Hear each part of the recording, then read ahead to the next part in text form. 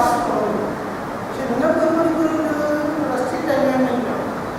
ഇവർക്ക് ശരിക്കും മാക്സിമം കിട്ടാവുന്ന രീതി തൊട്ടടുത്തുള്ള കുട്ടികളെല്ലാം എഴുതി അവരെ പഠിപ്പിക്കുന്നവരായിട്ട് ആദ്യം പഠിപ്പിച്ചോളൂ. എന്ത് പ്രോസസ്സിൽ ആദ്യത്തെ ലെസൺ നിങ്ങൾ പഠിച്ചു കഴിഞ്ഞാൽ അന്ന് നിങ്ങൾ പഠിച്ചോളൂ. രണ്ടാമത്തെ ദിവസം നിങ്ങൾ പഠിക്കുമ്പോൾ രണ്ടാമത്തെ ദിവസം പഠിച്ചാൽ മതി. കാരണം നമ്മുടെ വളരെ സിമ്പിളായിട്ട് പ്രോസസ്സാണ്. അതിലൂടെ ആളുകളോട് സംസാരിച്ച് എഴുതി കഴിഞ്ഞാൽ സംസാരിക്കാനുള്ള അധികം പേര് മാറിയാൽ കേരളത്തിലെ എല്ലാ മലയാളികളും സംസാരിക്കും. നമുക്ക് ഈ സ്വഭാവമാണ് ഏറ്റവും പ്രശ്നം. മറ്റൊന്ന് തെറ്റിപ്പോകുന്ന പേടിയുണ്ട് പറയില്ല. തെറ്റ് ഒന്നും തീരാതെ ശരി വരില്ല. നമ്മൾ എപ്പോൾ നടക്കണമെങ്കിലും എപ്പോൾ നടണമെങ്കിൽ വീഴാൻ പറ്റില്ല. സൈക്കിൾ കളിച്ചിട്ട് സൈക്കിൾ കളിക്കുമ്പോൾ കുറേ വീടുകളിൽ സൈക്കിൾ ലൈസൻസ് അതുപോലെയാണ് ഭാഷയിൽ പഠിക്കാൻ.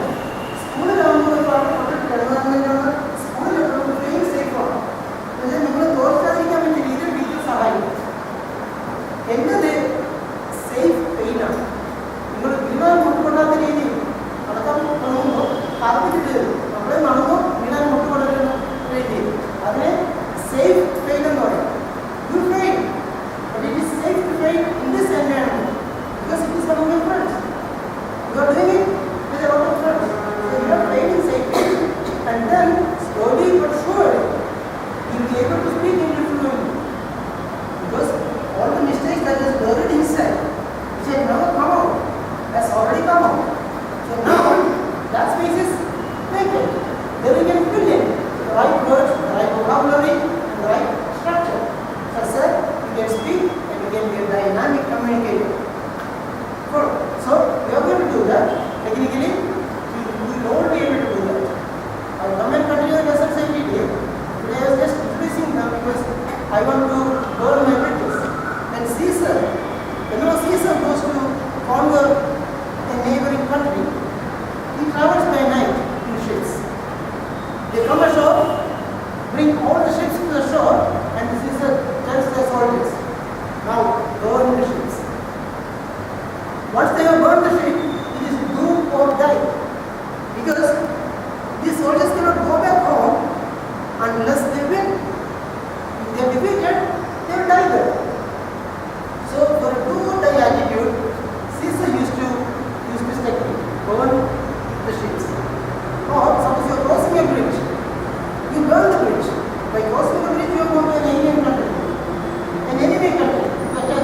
But if you have burned the bridge, then you will be able to go back only if you win. When you are the victor of the war. Yes, once you win, then you can concentrate on it and go back home. So that is how I do it. ഞാൻ നിങ്ങളുടെ മുന്നിൽ എൻ്റെ പാഠം എത്തിച്ചോളാൻ കണ്ടത്. ഇനി ഞാൻ നിന്നെ പത്മ പറയും എനിക്ക് ഉറങ്ങാൻ പറ്റിയില്ല, ഈ കുട്ടികളെ നിയമിച്ച് കാണിച്ചില്ലെങ്കിൽ എനിക്ക് കാണത്തില്ല. അങ്ങനെ ചെയ്താൽ ഞാൻ ഇതുവരെ എത്തിയത്. അതിന് ഞാനും മടിയാണ്. നിങ്ങൾ സ്വയം നയിക്കുന്നുണ്ടെങ്കിൽ ഞാൻ കണക്കാണ്ടിരിക്കും. ഇനിയിപ്പോൾ എനിക്ക് ഉറങ്ങാൻ പറ്റിയില്ല. കാരണം കുട്ടികളോട് വീഡിയോ ചോദിച്ചാൽ ആൾക്കാർ മക്കൾ പറയില്ല ആൾക്കടായിട്ട്. So they are going to be winners. I am making a public announcement. You will shortly be reading about them, watching them on TV, and learning a lot of news about them. And then you will shortly learn what sort of business they run, how much money they make.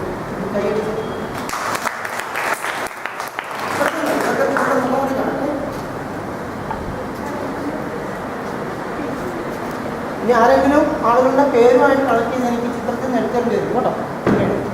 ഞാൻ blog ചെയ്യുന്ന സമയത്ത് ഇങ്ങനെ ഒന്നാമതായി ഇങ്ങനെ ആൾക്കാരാണ് എന്ന് പറഞ്ഞ് എനിക്ക് എഴുതേണ്ടി വരും. പക്ഷെ അത് പ്രിൻസിപ്പാളോട് ചോദിച്ചിട്ടാണ്. ഞാൻ എട്ട് വെച്ചാൽ ഞാൻ ഉപയോഗിക്കില്ല. അടുത്ത കണ്ട് ചോദിച്ചിട്ടുണ്ട്. അടുത്ത കാണാനുണ്ട്, ഇതിൽ നിന്ന് വന്നതുകൊണ്ട് എടുക്കുന്നേ ഉള്ളൂ. നിങ്ങളോട് പറഞ്ഞിട്ടുണ്ടല്ലോ, നിങ്ങൾ അങ്ങനെ നോക്കരുത്. കാരണം ഫോട്ടോ എടുക്കുന്നതിന് മുമ്പ് ആളുകൾ ചോദിക്കില്ലേ, നിയമമുണ്ട്. പ്രിൻസിപ്പളുടെ കണ്ടക്ടറിനെ ചോദിച്ചിട്ടുണ്ട്.